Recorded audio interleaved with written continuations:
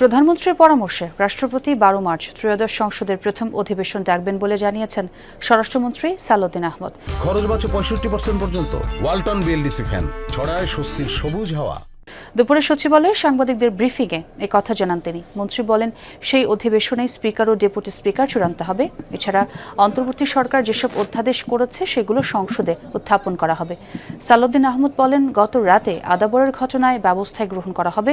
পুলিশের উচ্চ পর্যায়ে রদবদল শুরু হয়েছে বলেও জানান স্বরাষ্ট্রমন্ত্রী। প্রধানমন্ত্রীর পরামর্শক্রমেই সংসদ অধিবেশন আহ্বান করবেন রাষ্ট্রপতি। সেটা নির্ধারণ হয়েছে 12 তারিখে মার্চের সংসদ অধিবেশন আহ্বান করা হবে।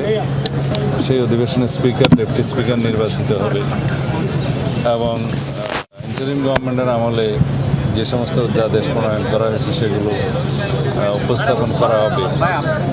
সুপ্রস্তাব হবে প্রথম আপিল এবং রাষ্ট্রপতির ভাষণ হবে।